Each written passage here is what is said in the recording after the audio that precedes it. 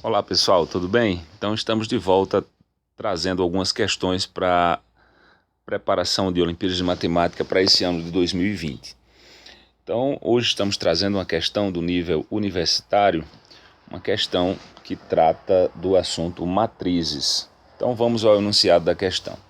O enunciado diz o seguinte: seja A uma matriz n por n com entradas complexas, tal que o determinante de A é diferente de zero. Lembrando para você que o fato do determinante de A ser diferente de zero é uma condição necessária e suficiente para que essa matriz A tenha inversa. O problema é o seguinte: mostre que existe um polinômio P com coeficientes complexos e na variável x, tal que o grau de P é n menos 1, essa simbologia significa o grau do polinômio P, é n menos 1, onde n é a ordem da matriz A, e a inversa de A é exatamente esse polinômio P, que você quer garantir a existência dele, avaliado na matriz A. Ok? Então vamos à resolução. A resolução da questão, ela passa pelo seguinte fato. Nós vamos colocar aqui o polinômio característico da matriz A. O polinômio característico da matriz A é dado por P de x. Nós colocamos o índice A para destacar que esse polinômio está associado à matriz A, então é o P de x índice A, que eu vou chamar simplesmente de P de x. Ele é igual, por definição, ao determinante de xi menos A. Esse x é um escalar e este i é a matriz identidade com o mesmo tamanho da matriz A. Lembrando para vocês que a matriz identidade é aquela matriz que tem uns ao longo da diagonal principal e zero fora dela, tá certo? Todos os elementos fora da diagonal principal são iguais a zero. Então, o polinômio característico da matriz A é P de x, é xi menos A. Se você pega a matriz identidade e multiplica pelo escalar x, você vai ficar com uma matriz em que na diagonal principal você vai encontrar elementos todos iguais a x, enquanto que fora da diagonal principal todos os elementos serão nulos. Se você subtrair essa matriz da matriz A, você vai ter uma matriz n por n, e aí então você pode calcular o determinante dessa matriz. Ao calcular o determinante dessa matriz, o que é que ocorre? Você vai obter um polinômio, que é esse polinômio que você está vendo aí do lado direito, x elevado a n, mais a n menos 1, x elevado a n menos 1, etc., até o a zero. Esse polinômio é o que nós chamamos de polinômio característico da matriz A, ok? Bem, o próximo passo é nós usarmos o famoso teorema de Cayley-Hamilton, segundo o qual, se você tem um polinômio característico da matriz e você substitui o x pela própria matriz, o resultado das operações é a matriz nula. Lembrando que nessa substituição, aonde tem o termo independente de x, que é esse a zero, você deve multiplicar pela matriz identidade. Então, segundo o teorema de Cayley-Hamilton, o P avaliado em A vai dar a matriz nula. Mas o que é que isso significa? Você vai no polinômio característico e substitui o x pela matriz A, obtendo então essa expressão A elevado a n mais a n menos 1, a elevado a n menos 1, etc., até a zero vezes i, igual a zero. Lembrando mais uma vez que aonde tem o termo independente de x, nós colocamos, na hora de avaliar o polinômio com a matriz, nós colocamos a matriz identidade.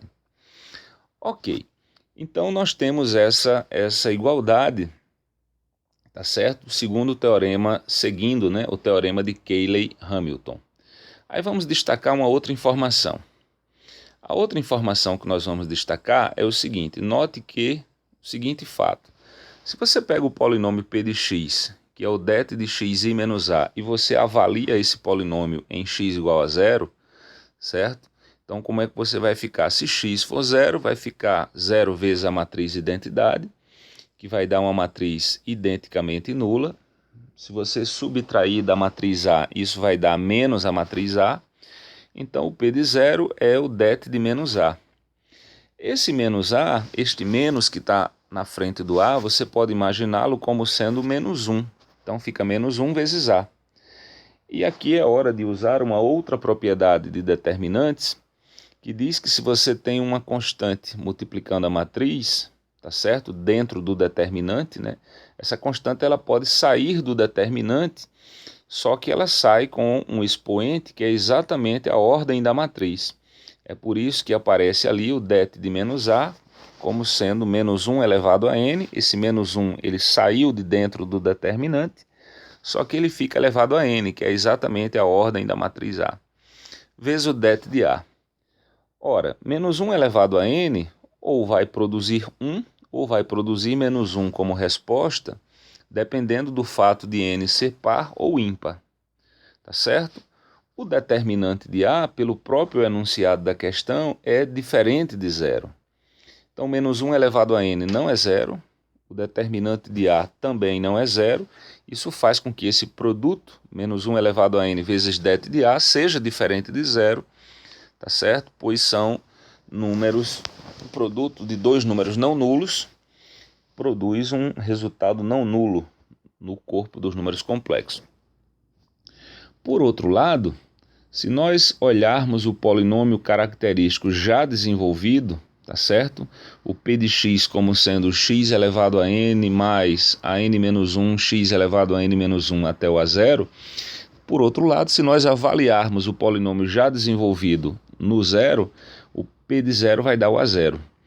Então, veja bem, o p de zero é menos 1 elevado a n det de a, por um lado, e por outro lado, o p de zero é o a0.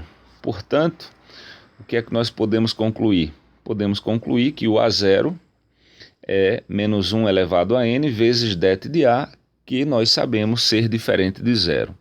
Então, esse raciocínio que nós fizemos aqui nessa parte final era para concluir que o a0, que é o termo independente no polinômio característico, é diferente de zero. Isso é sempre verdade quando a matriz é invertível. O a0, termo independente de x, é sempre não nulo no polinômio característico. E essa informação será essencial para o que nós vamos fazer agora. Então, o que é que nós vamos fazer? Vamos pegar aquela expressão que continha a matriz A, do teorema de Cayley-Hamilton, vamos passar a 0i para o segundo membro, ficando com menos a 0i, e no restante dos termos do primeiro membro, vamos colocar o a em evidência. Então fica a que multiplica a elevado a n menos 1, mais a n menos 1 vezes a elevado a n menos 2, mais etc. até a 1 vezes a identidade. Isso é igual a menos a 0 vezes i. Só que este a0 nós já tínhamos provado na primeira parte da resolução que ele é diferente de zero. Então vamos passar menos a 0 para o primeiro membro dividindo. Se eu passar menos a 0 dividindo, o primeiro membro fica a, que é o a que já existia, e esse menos a 0 eu posso escrever como sendo, ao passar dividindo para o primeiro membro, eu posso escrevê-lo como sendo menos 1 sobre a 0.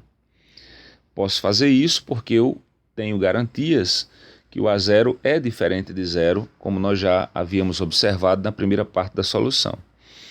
E agora o que é que nós fazemos? O que é que nós faremos? Observe o seguinte fato: a matriz A multiplicada por toda essa expressão está dando a matriz identidade. Aí vamos usar o seguinte fato: quando você tem duas matrizes quadradas de mesmo tamanho, de mesma ordem, cujo produto delas dá identidade, significa dizer que uma é a inversa da outra. Tá certo? Como a matriz A multiplicada por toda essa expressão que está aí no primeiro membro vai produzir como resposta a matriz identidade, significa dizer que essa expressão representa exatamente a inversa da matriz A. Então a inversa de A vai ser exatamente essa expressão, tá certo? Que estava no primeiro membro, já que o produto de A por essa expressão dá a identidade. E agora o que é que nós vamos fazer? Esse coeficiente menos 1 sobre a 0, que está fora do parênteses, nós vamos multiplicá-lo aplicando a propriedade distributiva.